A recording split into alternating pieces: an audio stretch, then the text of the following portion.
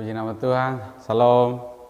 Terima kasih buat kebaikan Tuhan dalam kehidupan kita. Kita tahu bahwa Tuhan Yesus kita lebih dahsyat, Tuhan Yesus kita lebih luar biasa. Untuk itu sebelum kita mendengarkan kebenaran firman Tuhan, marilah kita berdoa sama-sama.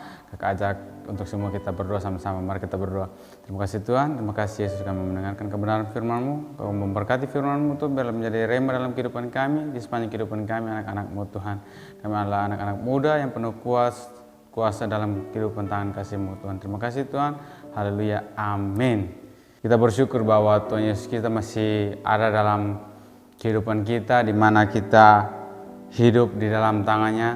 Kita tidak akan gentar apapun itu kejadian dalam kehidupan kita. Mari kita buka firman Tuhan di Mazmur 27. Dan firman Tuhan ini kemarin kakak dapat di kebaktian tengah minggu, sangat memberkati kakak. Kakak cukup kasih yang intinya saja, dan selebihnya di ayat 1 sampai dengan ke-14 ini kakak cukup ambil di ayat 1 sampai dengan yang ke-4 saja. Karena kita tahu bahwa di dalam kehidupan kita Yesus yang memegang kehidupan kita. Untuk ayat seterusnya adik-adik boleh baca di rumah nanti dan dapat merenungkan di sepanjang kehidupan adik-adik. Mari kita baca di ayat yang pertama, di bawah perikop aman dalam perlindungan Allah. Ayat yang pertama, dari Daud, Tuhan adalah terangku dan keselamatanku. Kepada siapakah aku harus takut? Tuhan adalah benteng hidupku. Terhadap siapakah aku harus gemetar? Ayat yang kedua, ketika penjahat-penjahat menyerang aku untuk memakan dagingku, yakni semua lawanku dan musuhku, mereka sendirilah yang tergelincir dan jatuh. Ayat yang ketiga, sekalipun tentara berkemah mengepung aku, tidak takut hatiku sekalipun timbul peperangan melawan aku. Dalam hal itu pun aku tetap percaya. Ayat yang keempat, satu hal telah kuminta kepada Tuhan, itulah yang kuingini, diam di rumah Tuhan seumur hidupku, menyaksikan kemurahan Tuhan dan menikmati bait-Nya. Terima kasih buat firman Tuhan yang luar biasa daripada Yesus Kristus. Di ayat yang pertama ini adik-adik boleh lihat bahwa dengan kata yang luar biasa, di mana Tuhan Yesus Kristus kita yang mendahului kehidupan kita, yang mengatakan Tuhan adalah terangku dan keselamatanku. Adik-adik harus yakin bahwa Tuhan adalah keselamatan adik-adik, Tuhan adalah terang bagi dalam kehidupan adik-adik. Jadi di dalam kehidupan adik-adik sekarang bahwa adik-adik tahu di dalam kegentaran yang ada, banyak informasi-informasi yang diinformasikan lewat media dan mulut dan sebagainya, menakuti dalam kehidupan kita. Kita yakin dan percaya bahwa Tuhan Yesus Kristus kita tuh lebih dahsyat dan kuat. Seperti ayat yang pertama ini mengatakan bahwa Tuhan adalah terangku dan keselamatanku. Adik-adik yakin bahwa di dalam kehidupan adik-adik itu Tuhan adalah terang bagi kehidupan adik-adik dan keselamatan bagi kehidupan adik-adik.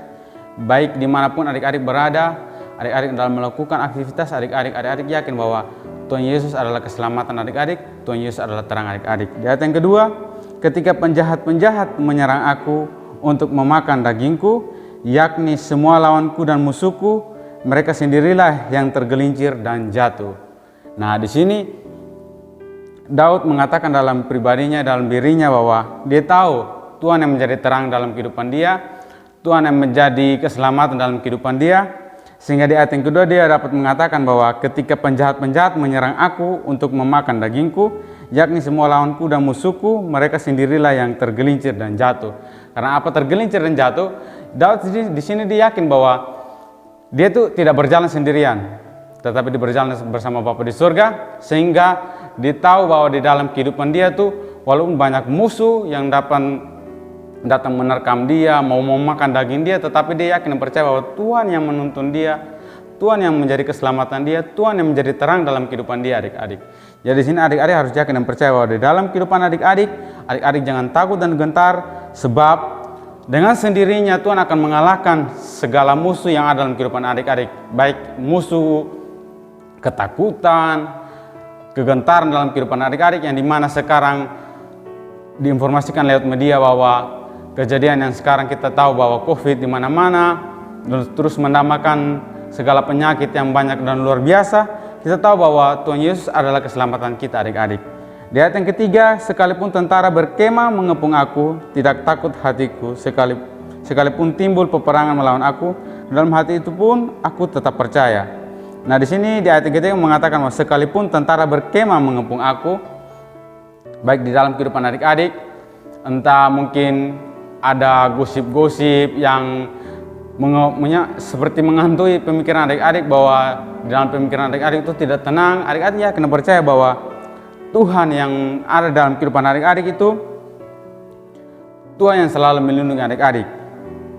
Ayat yang selanjutnya, tidak takut hatiku sekalipun timbul peperangan melawan aku. Dalam hal itu pun aku tetap percaya. Jadi di sini adik-adik harus tetap percaya bahwa Tuhan yang sudah menuntun kehidupan adik-adik, Tuhan yang menjaga kehidupan adik-adik, Tuhan yang sudah menjadi keselamatan terang dalam kehidupan adik-adik.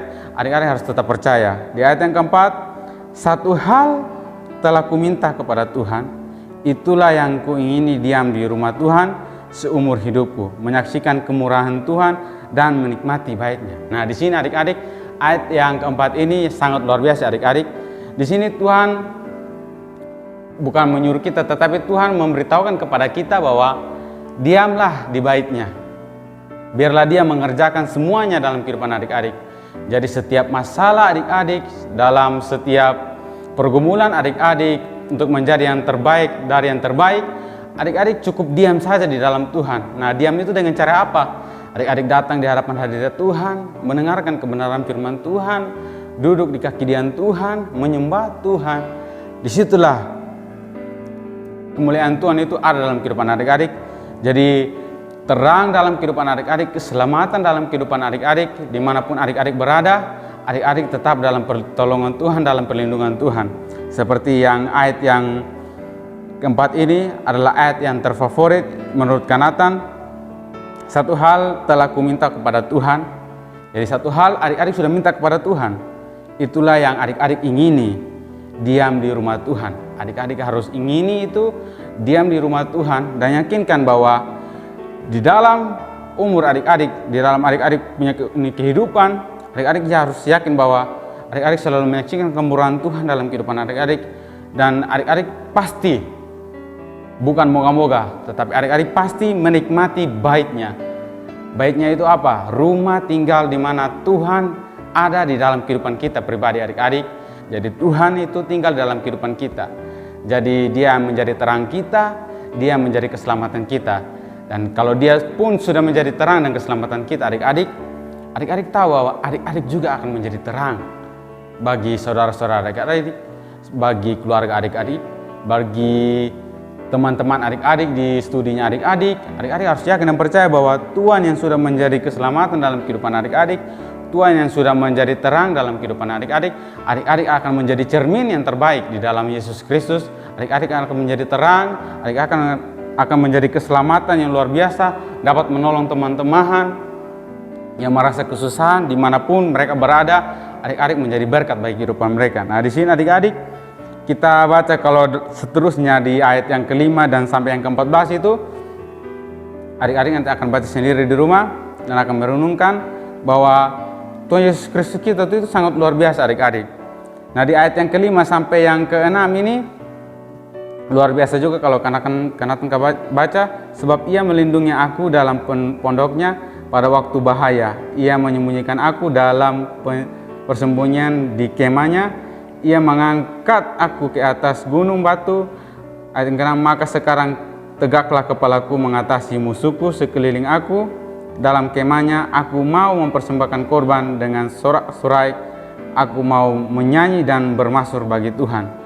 Nah, di sini ayat yang luar biasa lagi sebagai pelengkap, sebab ia melindungi aku dalam pondoknya. Nah, adik-adik sudah tahu, adik-adik tinggal di dalam bait Allah, tinggal di dalam kekudusannya. Adik-adik harus yakin bahwa adik-adik itu kalau melakukan segala sesuatu tuh jangan pernah takut.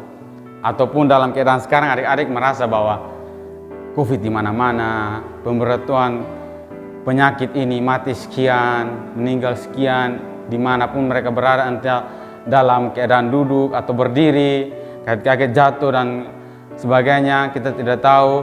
Bahkan sekarang yang orang tanpa gejala juga kita tidak tahu. Adik-adik harus yakin, walaupun adik-adik tidak tahu bahwa orang yang tanpa gejala itu, adik-adik tidak tahu, adik-adik sudah sentuh dia, tetapi adik-adik sadar bahwa siapa yang tinggal dalam kehidupan adik-adik. Itulah baik Tuhan yang dalam kehidupan adik-adik. Adik-adik tidak akan gentar dan takut. Ada terang dalam kehidupan adik-adik, ada keselamatan dalam kehidupan adik-adik. Jadi sekalipun adik-adik duduk diam dalam kehidupan adik-adik, adik-adik tahu bahwa Tuhan Yesus ada dalam pribadi adik-adik. Mungkin itu saja firman Tuhan cukup